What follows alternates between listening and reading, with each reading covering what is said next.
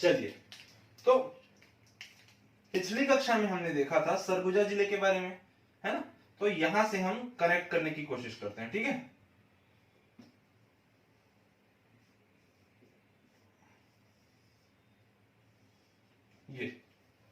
ये कौन सी जगह है? तो ये है अंबिकापुर। आप पिछली कक्षा से कनेक्ट करेंगे तब जाके आपको चीजें बहुत अच्छे से दिमाग में क्लैरिफाई होंगी, ठीक है। देखो, तो ये है हमारा अंबिकापुर।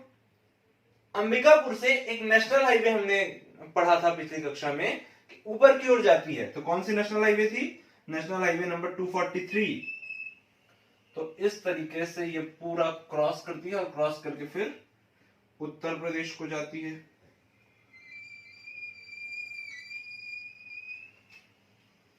कुछ इस तरीके से।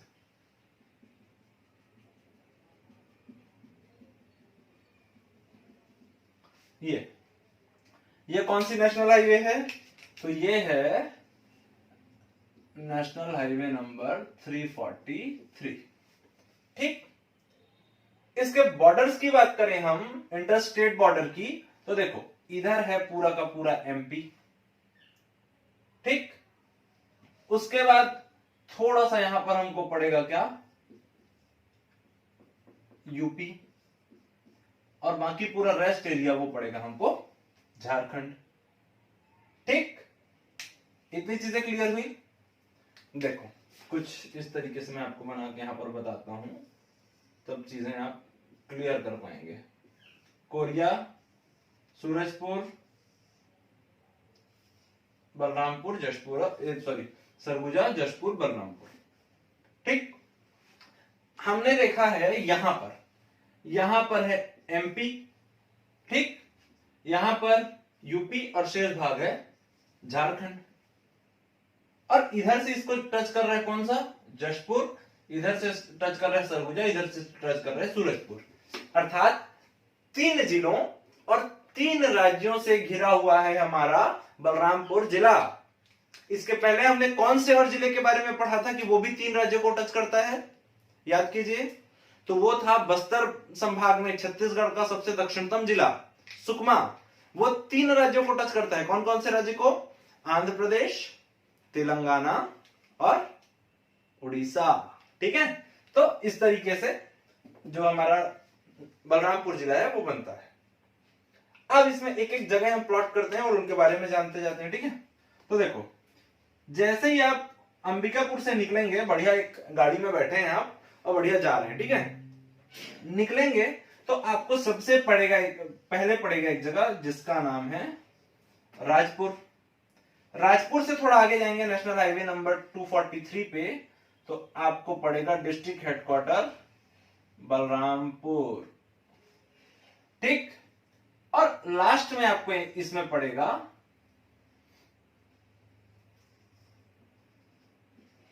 रामानुजगंज, और उसके पहले एक छोटी सी जगह और पड़ेगी आपको जिसका नाम है तातापानी।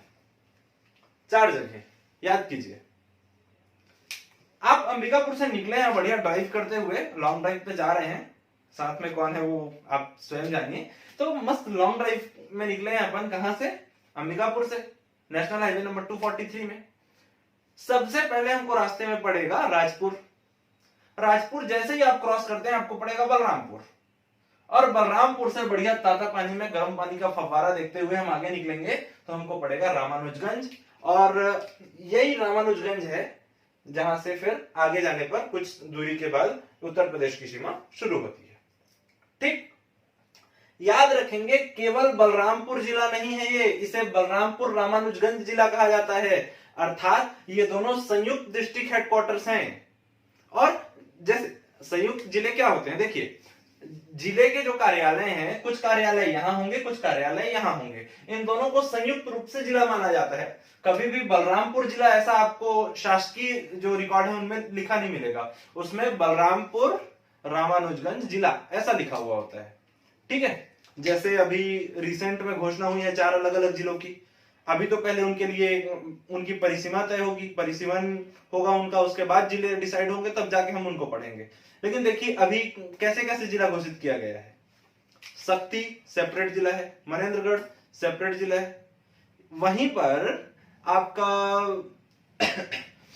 सारंगगढ़ बिलाईगढ़ को संयुक्त जिला बनाया गया है ना। और वैसे ही मोहला मानपुर, और अब उसमें चौकी भी ऐड करने की बात चल रही, तो मोहला मानपुर और चौकी तीनों मिला के एक जिला बनेगा।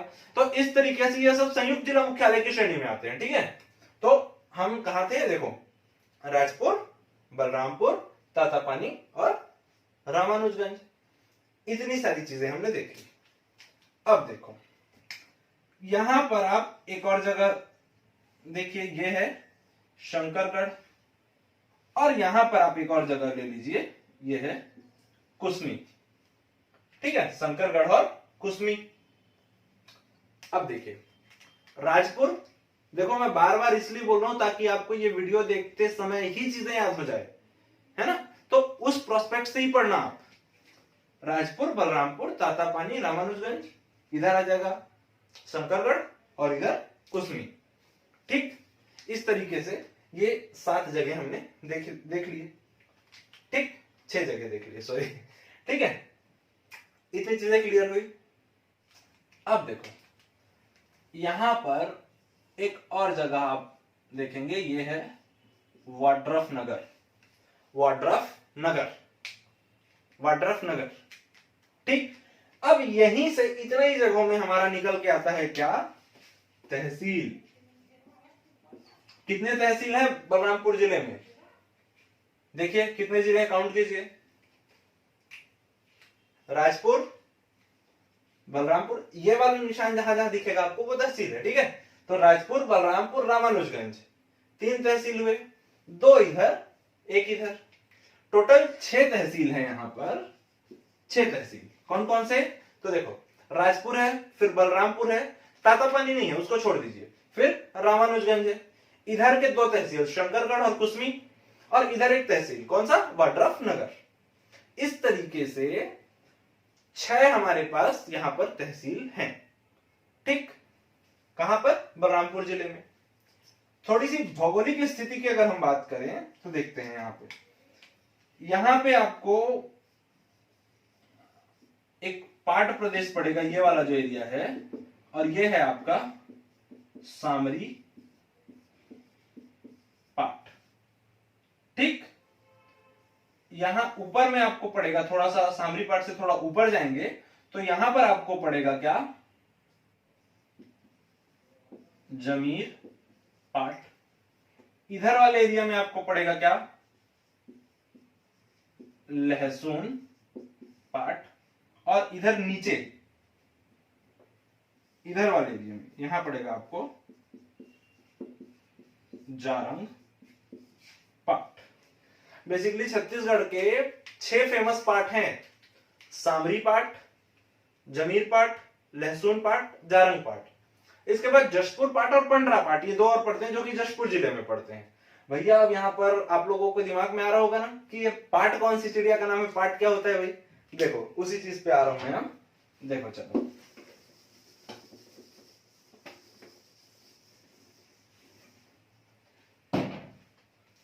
देखो, पहले मैं आपको बता दूं MSL, इसका मतलब होता है मीन सी लेवल, ठीक है, मीन सी लेवल। अब अर्थात जो समुद्र है वहां से किसी चीज की ऊंचाई कितनी है, तो वो नापना है हमको, तो MSL से नापते हैं। तो ये समुद्र का जो लेवल है वो MSL कहलाता है, ठीक है। चलो देखो, तो अगर समुद्र से किसी स्थान की ऊंचाई, औसत ऊंचाई 300 मीटर है, और उस स्थान का जो भूगर्भ मतलब जो बनावट है वो प्लेन है, ऊंचाई 300 मीटर है और जो सरफेस है वो प्लेन है, तो उसको हम कहते हैं क्या, मैदान,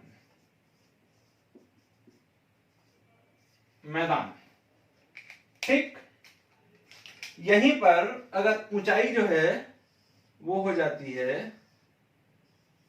300 से 700 मीटर के बीच, और ऊपर फिर भी प्लेन है, तो इसको हम कहेंगे पठार, ठीक। और यहीं पर 300 से 700 से ऊपर हो जाती है, और जो इसका ऊपरी हिस्सा है वो कुछ नुकीला, कुछ शंकु की आकृति का हो जाता है, ऐसे मतलब कुछ इस तरीके का शेप बनता है, तो उसको हम कहते हैं पर्वत 700 मीटर प्लस, 700 मीटर से ज्यादा। और यही 700 मीटर से ज्यादा हो लेकिन सरफेस प्लेन हो, 700 मीटर से ज्यादा एक्सेस हो लेकिन सरफेस प्लेन हो, तो ये क्या कहलाता है? पाट। और इसी तरीके की जो भू आकृति है छत्तीसगढ़ में, वो हमारे जशपुर सामरी पाट प्रदेश का हिस्सा है। अर्थात इधर बलरामपुर जिले का कुछ हिस्सा और जशपुर जिले का कुछ हिस्सा कुछ इसी तरह की भू आकृति लिए हुए है और इसीलिए वो पाट कहलाता है। क्यों? क्योंकि ऊपर का जो सरफेस है वो तो प्लेन है लेकिन हाइट 700 मीटर से ज्यादा है, इसलिए पाट कहलाते हैं ये। तो बेसिकली छत्तीसगढ़ में 6 पाट फेमस है। कौन कौन से? सामरी पाट, जमीर पाट, लहसुन पाट, जारंग पाट। इसके बाद 2 पाट हमको पढ़ने हैं कहां पर? जशपुर जिले में। कौन कौन से? तो पंडरा पाट और जशपुर पाट। इतनी चीजें क्लियर हुई? क्लियर? चलिए बात करते हैं रामानुजगंज की। तो रामानुजगंज एक तहसील है, आप उसके रूप में याद रखें उसको। यहां पर फिर तातापानी, तातापानी याद रखेंगे। तातापानी जो है यहां पर गर्म पानी का फव्वारा है, प्राकृतिक रूप से गर्म पानी का फव्वारा यहां पर आपको देखने को मिलेगा तातापानी में। और यहां पर आज के टाइम में इसी से 30 मेगावाट की बिजली का भी उत्पादन किया जा रहा है। 30 मेगावाट की बिजली भी बनाई जा रही है। ठीक। और ये तातापानी छत्तीसगढ़ का के एकमात्र जियोथर्मल पावर प्रोजेक्ट है। जियोथर्मल पावर प्रोजेक्ट है छत्तीसगढ़ का एकमात्र। कौन सा? तातापानी, जहां से 30 मेगावाट बिजली का उत्पादन किया जा रहा है, याद रखेंगे। ठीक। जियोथर्मल पावर प्रोजेक्ट, भूतापी पावर प्रोजेक्ट कह दीजिए यार, बहुत ज्यादा हिंदी में जाने की भी जरूरत नहीं है। ठीक है, चलो जैसा भी देखते हैं आगे। तो उसके बाद आ गए हम कहा? बलरामपुर। बलरामपुर जो है ये डिस्ट्रिक्ट हेडक्वार्टर है। इसके साथ साथ रामानुजगंज में भी कुछ कार्यालय है, तो उसको भी डिस्ट्रिक्ट हेडक्वार्टर मान के चलते हैं अपन, है ना। उसके बाद आते हैं अपन राजपुर। राजपुर एक तहसील के रूप में आप याद रखिए, कुछ ज्यादा कुछ याद रखने की जरूरत नहीं है। जारंग पाट, लहसुन पाट, सामरी पाट और जमीर पाट। ठीक। देखो तो जारंग पाट जो है ना, यहां पर मैक्सिमम बॉक्साइट पाया जाता है। सर्वाधिक बॉक्साइट कहां पाया जाता है? तो जारंग पाट में पाया जाता है। लेकिन जमीर पाट को बॉक्साइट का मैदान कहा जाता है। बॉक्साइट का मैदान। देखिए जारंग पाट में सर्वाधिक बॉक्साइट पाया जाता है लेकिन जमीर पाट को बॉक्साइट का मैदान कहा जाता है। ठीक है, याद रखेंगे इस चीज को। यही सामरी पाट, इस सामरी पाट में छत्तीसगढ़ की सबसे ऊंची चोटी है। याद रखेंगे सामरी पाट वाला जो क्षेत्र है, यहां पर छत्तीसगढ़ के सर्वाधिक ऊंची चोटी है जिसका नाम है गौर लाटा। इसकी हाइट कितनी है? तो 1225 मीटर। 1225 मीटर इसकी हाइट है। गौर लाटा कहां स्थित है? तो बलरामपुर जिले में सामरी पाट में स्थित है, याद रखेंगे। और इसे संयुक्त रूप से सामरी कुसमी तहसील भी कहा जाता है। ये जो कुसमी हमने पढ़ा है ना, इसे संयुक्त रूप से सामरी पाट में स्थित होने के कारण सामरी कुसमी तहसील भी कहा जाता है। यहीं पर गौरलाटा स्थित है जिसकी ऊंचाई है 1225 मीटर और 1225 मीटर हाइट के साथ ये छत्तीसगढ़ की सबसे ऊंची चोटी है, याद रखेंगे। ठीक। अब देखो ये ऊपर वाला इधर का जो हिस्सा है ना,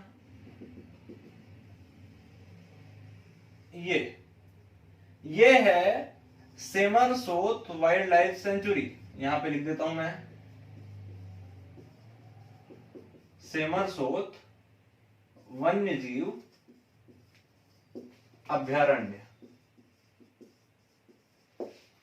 सेमरसोत वन्यजीव अभ्यारण्य कहां स्थित है? तो बलरामपुर जिले में स्थित है। इसका गठन कब किया गया था? तो याद रखेंगे 1978 में इसका गठन किया गया था। 1978 में इसका गठन होता है, और उसके साथ साथ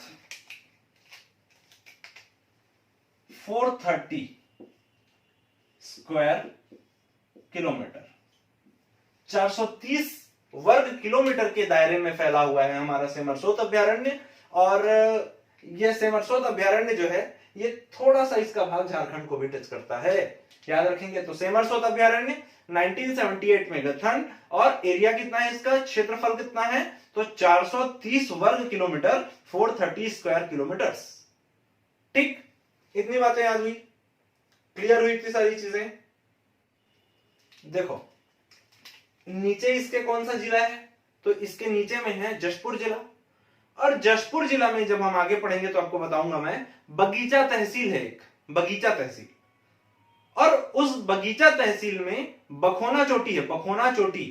तो बगीचा तहसील के बखोना चोटी से एक नदी निकल के आती है यार, इधर से आप मान सकते हैं कुछ इस तरीके से बॉर्डर बनाती हुई झारखंड के साथ, और ये ऊपर जाती है फिर। ठीक, तो ये जो नदी है ये है हमारी कन्हार नदी, और इसी पर बन रहा है अभी यहां पर कन्हर परियोजना, जो कि विवादित है भारत छत्तीसगढ़ और झारखंड के बीच में, है ना, कन्हर परियोजना ये विवादित है अभी। ठीक है, तो ये भी शुरू नहीं किया गया। तो ये है कन्हार नदी, बगीचा तहसील के बखोना चोटी से निकलती है, और ये यहां पर बलरामपुर जिले में बॉर्डर बनाती हुई जाती है झारखंड के साथ। ठीक, इतनी बातें क्लियर हुई। याद रखेंगे एक पुरातात्विक स्थल है बलरामपुर जिले में, जो कि कन्हार नदी के तट पर ही बसा हुआ है। वो कौन सा स्थल है, तो वो है डीपा डी, डीपा डी। और याद रखेंगे कि जो डीपा डी है ये एक पुरातात्विक स्थल है, आर्कियोलॉजिकल साइट है, और यहां से महिषासुर मर्दिनी माता का जो है मूर्ति मिला हुआ है। इसके साथ साथ एकमात्र स्थान है ये जहां से ब्रह्मा की मूर्ति मिली हुई है। ब्रह्मा की मूर्ति कहां से मिली है, डीपाडी से। कन्हार नदी के तट पर स्थित पुरातात्विक स्थल कौन सा है, तो डीपाडी। ठीक, देखो इतनी चीजें हमने इसमें देख ली। अब यहां अगर चट्टान की बात करें हम, चट्टान, चट्टान, तो यहां पर आपको गोंडवाना भी मिलेगा, इसके साथ साथ धारवाड़ भी मिलेगा। थोड़ा सा धारवाड़ बहुत कम है ना, इसलिए इसको मोस्टली हम नगण्य मान के चलते हैं। उसके साथ साथ दक्कन ट्रैप भी मिलेगा, दक्कन। अब ये चट्टान क्या क्या है, इनकी क्या क्या मतलब इन चट्टानों की खास बात है, किस किस आधार पर इनको विभाजित किया जाता है, ये ज्योग्राफी का विषय है। हम जब पढ़ेंगे भूगोल उसमें इन सब चीज पर अच्छे से डील करेंगे, है। तो यहाँ पर तीनों प्रकार की चट्टाने हैं, गोंडवाना भी है, धारवाड़ भी है, और दक्कन ट्रैप भी है। तो याद रखेंगे यहां पर गोंडवाना के कारण यहां पर कोयला भी पाया जाता है, और दक्कन ट्रैप है करके यहां पर बॉक्साइट भी पाया जाता है। तो यहां पर बहुत सारे स्थान है कोयला के लिए। तो कोयला के लिए कौन कौन से स्थान है, जैसे शंकरगढ़ हो गया, तातापानी हो गया, लहसुन पाट हो गया आपका, है ना, ये सब जो है यहां पर कोयला पाए जाते हैं। वहीं बॉक्साइट की बात करें तो दातुन पानी, टाटी झरिया, ये सारे ऐसे स्थान हैं जहां पर पाए जाते हैं कौन से, बॉक्साइट। इसके अलावा मैंने आपको बताया ही है कि जारंग पाट में सबसे ज्यादा बॉक्साइट पाया जाता है, और बॉक्साइट का मैदान कहा जाता है जमीर पाट को। इस तरीके से खनिजों से परिपूर्ण ये है हमारा जिला बलरामपुर रामानुजगंज। ठीक, इसमें कहीं पर कोई डाउट अगर आपसे आता है तो आप कमेंट बॉक्स में पूछ लीजिएगा, है ना। इतना एक बेसिक स्ट्रक्चर दिमाग में खाका तैयार करने के लिए मोर देन सफिशिएंट है। ठीक है, और बहुत ज्यादा कुछ तो है नहीं इस जिले में, बस इतनी चीजें आप याद रखते हुए चलेंगे। ठीक, बाकी जो चीजें आएंगी एज ऑलवेज मैं आपको बताता हूं, जैसे कि हम जब टॉपिक वाइज छत्तीसगढ़ पढ़ेंगे तो बहुत डीप में एक एक चीज को पढ़ेंगे। जैसे अभी हमने यहाँ पर 3-4 जगह के नाम सुने हैं बस खनिजों के मामले में। हम एक एक जिले में कितनी जगहें हैं खनिजे की, एक एक जगह को मार्क करते हुए पढ़ेंगे।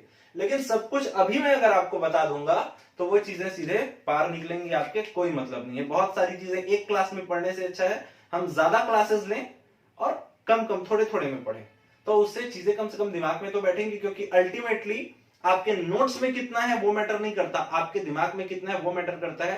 क्योंकि एग्जाम में आपको वही नंबर दिलाएगा और वही एक पद की प्राप्ति आपको करवाएगा। ठीक है, तो इस क्लास में बस इतना ही। Thank you so much.